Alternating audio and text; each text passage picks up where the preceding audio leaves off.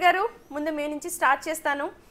ఎలా చూడాలి? హర్యానా చాలా ఈజీ అనుకున్నారు, కానీ ఇప్పుడు హర్యానా చాలా కష్టతరంగా కనిపిస్తోంది.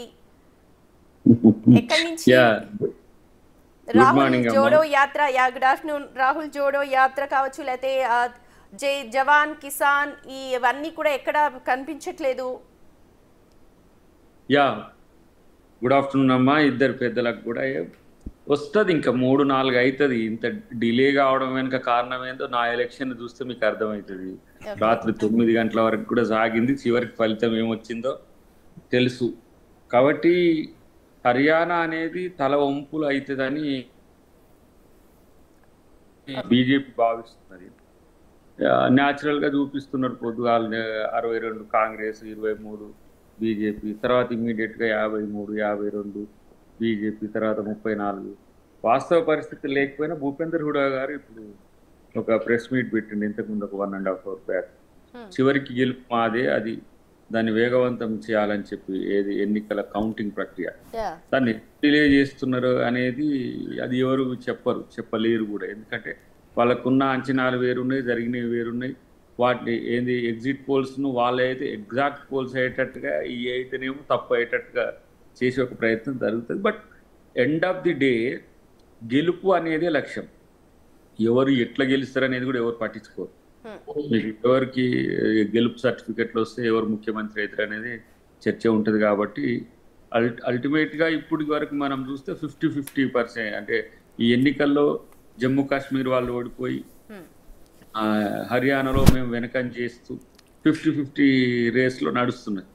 నేను అనుకుంటా 100% కాంగ్రెస్ అవుతుంది అనే ఒక ఆలోచన ఉంది నాకున్న సమాచారం మేరకైతే. కానీ చూడాలి డిలే వెనుక ఉన్న కారణాలు కానీ ట్రెండ్స్ బట్టి. దయాకర్ గారు మీకు అనిపిస్తోందా ఇంకా ఉంది అని చెప్పి? అవి ట్రెండ్సే కావు అసలు, అసలు కావు. అవి మ్యానిపులేటెడ్ ఏమంటాము డిజిట్స్ అవి. సో అక్కడ ఏం జరుగుతుంది అనే దాని దగ్గర గ్రౌండ్ రిపోర్ట్, మీకు రూరల్ అర్బన్ సంబంధించిన రిపోర్ట్స్ వస్తున్నా కొద్ది. ఒకసారి 53 కాంగ్రెస్ వెళ్ళింది. ఇట్లా నడుపుతున్నారు హోరా హోరీ హర్యానా. అది వాళ్ళకు ఎందుకంటే ఒక బ్యాడ్ ఎక్స్పీరియన్స్ కావద్దు అనేది కూడా. హోరా హోరీ హర్యానా ఏముండదు. ఇప్పుడు జమ్మూ కాశ్మీర్ అనేది ఇమ్మీడియట్ గా మీకు ట్రెండ్స్ తెలియగలేదు. ఇది ఎందుకు తెలియలేకపోతున్నది? ఒకసారి కాంగ్రెస్, ఒకసారి ఇట్లా ఎందుకు వస్తున్నది అంటే బీజేపీ అభ్యర్థి వినేష్ పొగాట్ విజయం సాధించారు. బీజేపీ కాదు, కాంగ్రెస్. అవును, మన స్పోర్ట్స్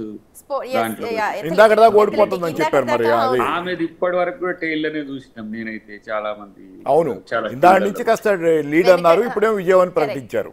ఇప్పుడు విజయం అయిందని. అట్లనే మీకు విజయాలు వచ్చేంత వరకు నేను అనుకుంటా 3:30 తర్వాత ఇది కొనసాగితే అది బీజేపీ అనుకూలంగానే పోతున్నట్టు అనుకోవాలి. చూడాలి. బట్ వేరే ఇప్పుడు ఇమ్మీడియట్ గా నేషనల్ జనరల్ ఎలక్షన్స్ తర్వాత జరుగుతున్న 100 రోజుల తర్వాత జరుగుతున్న మొదటి ఎన్నికల్లో 50-50 విజయాలు వస్తున్నాయి ఇప్పుడున్న దాన్ని మనం అనుకుంటే. కాబట్టి ఏదున్నా జమ్మూ కాశ్మీర్ లో అఫ్ కోర్స్ నేషనల్ కాన్ఫరెన్స్ యొక్క పెర్ఫార్మెన్స్ ఎక్కువగా ఉన్నది మాకంటే కూడా. వాళ్ళు పోటీ చేసిన వాటిల్లో మాక్సిమం అవుట్పుట్ వస్తున్నది. కాంగ్రెస్ కొంత అక్కడక్కడ ఎక్కువ లుకానాస్తో కొంత ఓడిపోయిన పరిస్థితి కూడా. అయినా కూడా కూటమి అధికారంలోకి వచ్చే అవకాశం ఉంది. కాబట్టి 90కి నేను అనుకున్న 70-72 వరకు వచ్చే అవకాశం ఉన్నది. కాస్త కొంత ఈ కొన్ని సందర్భాల్లో ఆయన పేరు గులాం నబీ ఆజాద్ గారు, మా పార్టీ నాయకుడే, ఒక పార్టీ పెట్టిండు. తర్వాత ముఫ్తీకి చూడండి మీరు, ముఫ్తీ మహమ్మద్ గారికి. ఆమె గతంలో బీజేపీతో కలిసి గవర్నమెంట్ షేర్ చేసుకున్నది ఈ 370 కంటే ముందు. తనతో అంటగాగిన వాళ్ళు ఇద్దరు పోయిన ఆయన బలపడ్డాడు. ఇక్కడ జేజే ఉంటది, మన భజన్ లాల్ మనమడు.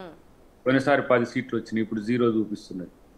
అంటే వాళ్ళు ఎవరితో పొత్తు ఉన్నా వాళ్ళు పోతారు కానీ వీళ్ళు పెరుగుతారు. అదేందో అది చాలా విచిత్రమైన. అకాలీలు తెచ్చిండు, బీజేపీ బతికిందారు. ఈ స్ట్రాటజీ బీజేపీది ప్రాంతీయ పార్టీలు గమనిస్తారు. దీని నుంచి గమనించుడు ఏముంది, కంపల్సరీ. ఇప్పుడు ఆంధ్రప్రదేశ్ లో కూడా భాజపా ఉంది, హర్నాథ్ గారు ఉన్నారు కదా. ఇప్పుడు వారి బాగానే ఒక 7-8 సీట్లు వచ్చినాయి, ఒక మంత్రి తీసుకుంటారు. చూడండి రేపు జనసేన టీడీపీ పరిస్థితి కూడా ఎటు పోద్దో మీరు గమనిస్తారు కదా. అంటే జనసేన ద్వారా బీజేపీ పరిస్థితి, జనసేన